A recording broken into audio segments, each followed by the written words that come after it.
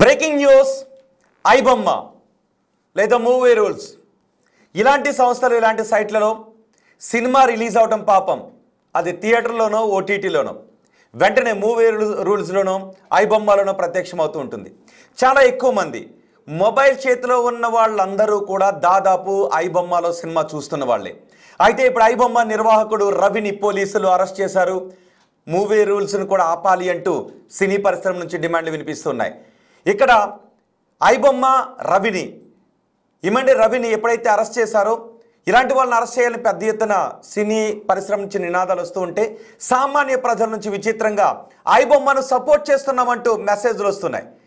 ఐబొమ్మ కావాలి అంటూ చాలామంది మెసేజ్లు చేస్తున్నారు.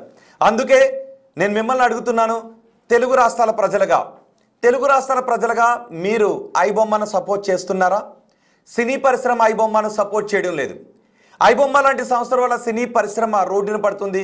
సినీ పరిశ్రమ రోడ్డున పడితే లక్షలాది కుటుంబాలు రోడ్డున పడితే ప్రత్యక్షంగానో పరోక్షంగానో సినీ పరిశ్రమను బేస్ చేసుకునే లక్షలాది కుటుంబాలు ఉన్నాయి. ఇవన్నీ బయటపడతాయి భారతదేశ వ్యాప్తంగా అని సినీ పరిశ్రమ నిర్వాహకులు చెప్తున్నారు. మరి ప్రజలుగా మీరేమంటున్నారు? ఐబొమ్మని మీరు సపోర్ట్ చేస్తున్నారా?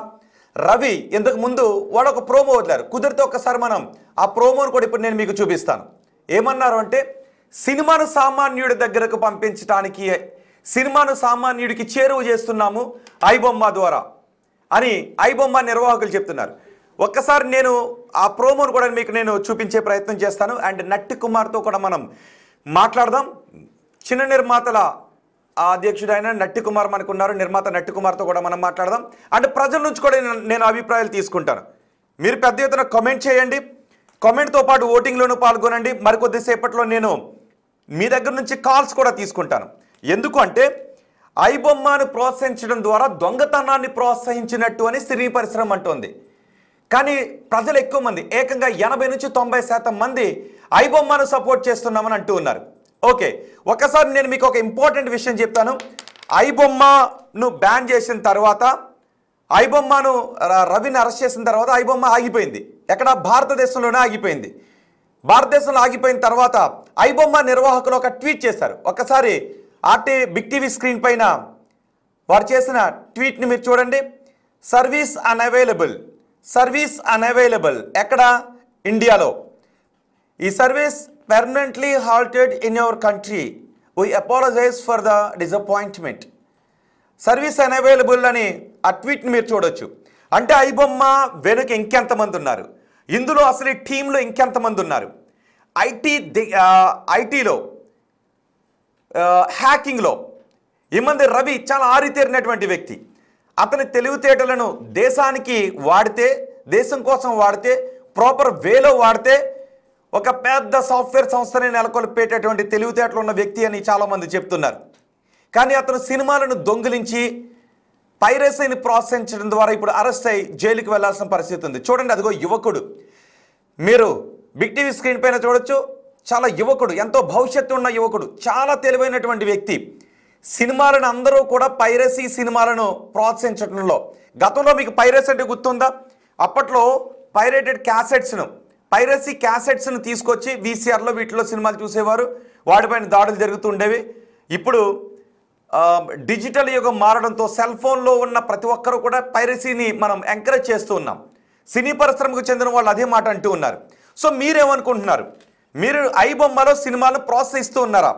ఐబొమ్మలో సినిమాలను మీరు సపోర్ట్ చేస్తున్నారా? చూడండి ఒకసారి.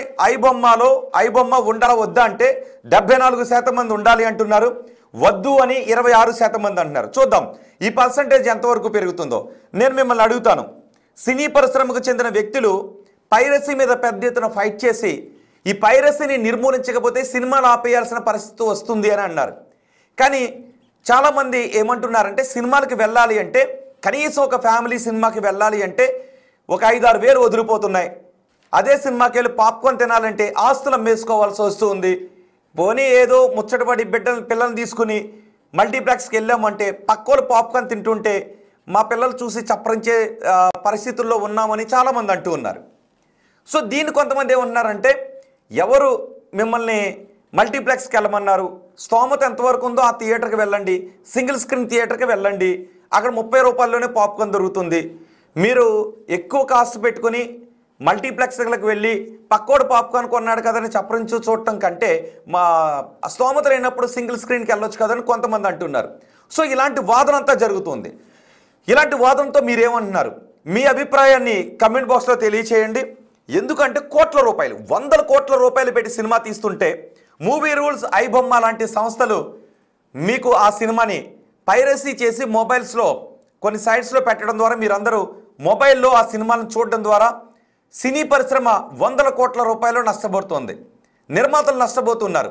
నిర్మాతలు నష్టపోతూ ఉండడం ద్వారా సినీ పరిశ్రమకు చెందిన వాళ్ళు, థియేటర్ యాజమాన్యాలు కావచ్చు, సినీ కార్మికులు కావచ్చు, వీళ్ళందరూ రోడ్డు పైన పడుతున్నారు.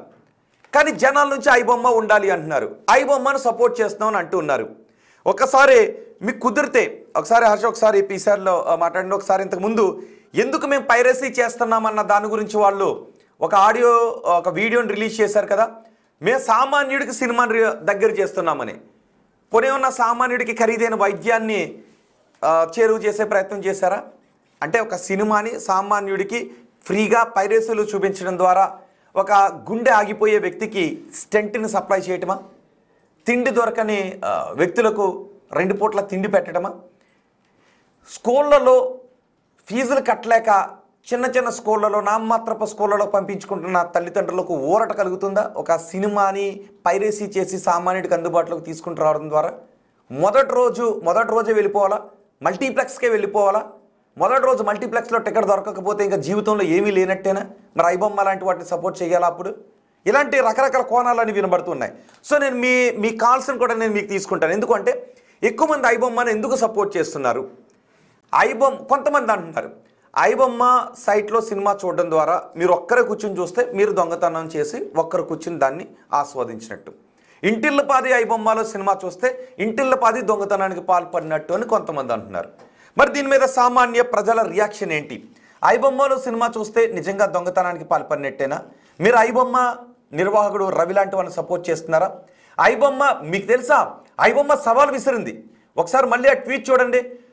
ఐబొమ్మను ఈ దేశంలో మాత్రమే ఆపేసామని, అంటే ఐబొమ్మను మేము ఆపేయడం లేదని అంటున్నారు. ఐబొమ్మ ఆపేయలేకపోతున్నారు. సో ఓవర్సీస్ మార్కెట్, భారతదేశంలో ఉన్న సినిమాలకు ఓవర్సీస్ మార్కెట్ కూడా మంచి మార్కెట్ ఉంది. అంటే ఓవర్సీస్లో ఐబొమ్మ వస్తుంది. ఇటు కెనడాలో వస్తుంది, యూకేలో రావచ్చు, అమెరికాలో రావచ్చు, మిగిలిన దేశాల్లో రావచ్చు, దుబాయ్లో రావచ్చు. సో ఎక్కడెక్కడ ఇండియాలో మాత్రం ఐబొమ్మ ప్రస్తుతానికి ఆగిపోయింది. ఇన్ని ఎక్కడెక్కడ రావట్లేదో అక్కడ ఆగిపోయింది. అంటే ఆ ట్వీట్, ఐబొమ్మ చేసిన ట్వీట్ ఒకసారి మనం ప్లే చేద్దాం. ఆ ట్వీట్ చూడండి. ఈ ట్వీట్ ఏంటి అంటే, ఓకే ఇది జనాలు చేసిన ట్వీట్. ఇప్పుడు మీరు చూస్తున్నారు కదా, ఐబొమ్మకి సపోర్ట్గా జనాలు ట్వీట్లు చేస్తున్నారు. మాలో ఒకడుగా ముందుకు వచ్చి సినిమాకి పెట్టలేని టికెట్ రేట్స్ని ఫ్రీగా చూసేలా చేసిన దేవుడు రవి అంటూ డార్లింగ్ సి అంట కమెంట్ చేశారు. అంటే డార్లింగ్ సి ఐబొమ్మలోనే సినిమాలు చూస్తాడు. ఇంకొకరు కమెంట్ చేశారు, పనీంద్ర కమెంట్ చేశారు. చూడండి ఒకసారి వాళ్ళు చేసిన ట్వీట్లను చూపిస్తున్నాం. మీరు బిగ్ టీవీ స్క్రీన్ పైన కూడా మీ అభిప్రాయాన్ని, మీరు ఐబొమ్మను సపోర్ట్ చేసి ఫ్రీగా సినిమా చూడాలనుకుంటున్నారా? ఎందుకు మీరు కమెంట్ చేయండి. కొన్ని కమెంట్స్ ఇప్పటికే సోషల్ మీడియాలో, ట్విట్టర్లో చేసిన కమెంట్స్ని మీకు చదివి వినిపిస్తున్నాను. ఇలా అన్ని విధాలుగా దోచుకొని ప్రేక్షకుడిని సినిమా థియేటర్ అంటే భయపడేలా చేసి దూరం చేస్తే తప్పకుండా పైరసీ అనేది విరాజిల్లుతుంది. ఇలా అన్నింటిపైన దోచుకోవడం మొదలు పెడితే మొదటికే మోసం వస్తుంది. ఇది కూడా అవినీతే. ఈరోజు ఐబొమ్మ రవి, రేపు ఇంకో వ్యక్తి. మార్పు మొదలు కావాలి అంటూ పనీంద్ర కామెంట్ చేశారు. ఇప్పటికే బిగ్ టీవీ స్క్రీన్ పైన చూస్తే ఐబొమ్మ ఉండాలి అంటూ 81% మంది అంటున్నారు, వద్దు అని 18% మంది అంటూ ఉన్నారు. ఒకసారి హర్ష మనం నిర్మాత నట్టుకుమార్తో మాట్లాడే ప్రయత్నం చేస్తున్నాం. నిర్మాత నట్టుకుమార్ కూడా నేను కాల్ కనెక్ట్ చేస్తున్నాను, సినీ పరిశ్రమ నుంచి ఏమనుకుంటున్నారు అని. ఈలోపు మీరు కాల్స్ కూడా చేయండి. నేను ఒక నెంబర్ డిస్ప్లే చేస్తాను, మీకు కాల్ చేసి మాట్లాడే అవకాశం ఇస్తాను. ఎస్, ఐబొమ్మ దమ్మున్న రవి అని ఒకరు కమెంట్ చేశారు. లాల్జరు, ఎంఆర్కే లాల్జరు కమెంట్ చేశారు, ఐబొమ్మ దమ్మున్న సైట్ రవి అని. ఎందుకో చెప్పండి, ఐబొమ్మను ఎందుకు సపోర్ట్ చేస్తున్నారో చెప్పండి, ఒక కారణం చెప్పండి. ఇది సినీ పరిశ్రమకు సామాన్యుడు ఎందుకు ఎలాగనుకుంటున్నాడు, పైరసీని సామాన్య ప్రజలు ఎందుకు సపోర్ట్ చేస్తున్నారు అనేది ఈరోజు బిగ్ టీవీ సినీ పరిశ్రమకు చూపించాలని అనుకుంటోంది. సినీ నిజంగానే, ఎందుకంటే ఆ రోజు నుంచి ఈ రోజు వరకు చూసుకుంటే అప్పట్లో టికెట్ రేట్లు చాలా తక్కువగా ఉండేవి, ఇప్పుడు టికెట్ రేట్లు పెరుగుతున్నాయి. టికెట్ రేట్లు ఒక్కటేనా? అన్ని రేట్లు పెరిగాయి. అన్ని రేట్లు పెరుగుతూ వస్తున్నాయి. శాలరీస్ దగ్గర నుంచి, రేట్ల దగ్గర నుంచి, తినే రైస్ దగ్గర నుంచి అన్నీ పెరుగుతూనే వస్తున్నాయి. మరి తినే రైస్ కూడా పెరిగిపోయింది కదా అని బియ్యం షాప్లోకి వెళ్ళి దొంగతనం చేసి తీసుకొచ్చి పంచిపెడతారా రాబిన్హుడ్ లాగా? సినిమాలు చూడకపోతే మనిషికి ఎటువంటి ఆరోగ్య సమస్యలు రావు. ఏది ఐబొమ్మలో పైరసీ సినిమాలు చూడకపోతే. మీరు సినిమా టికెట్ కొనుక్కుని థియేటర్కి వెళ్ళి సినిమా చూస్తే మీరు ఆనందాన్ని పొందగలుగుతారు. సినీ పరిశ్రమ కూడా బాగానే ఉంటుంది. సినిమా చూడలేకపోతున్నాం కదా, మేము పైరసీ సినిమానే మేము చూస్తామనుకుంటే అది సినీ పరిశ్రమకు అన్యాయం చేసిన వాళ్ళే అవుతారు. దేశ ఆర్థిక వ్యవస్థకు మీరు అన్యాయం చేసిన వాళ్ళే అవుతారు. కాబట్టి కానీ ఎందుకు ఎక్కువ మంది సపోర్ట్ చేస్తున్నారు అన్నదే నాకు అర్థం కావట్లేదు. మనకి నిర్మాత నట్టికుమార్ ఉన్నారు, ఆయనతో మనం మాట్లాడదాం. నట్టికుమార్ గారు నమస్తే అండి. నమస్తే.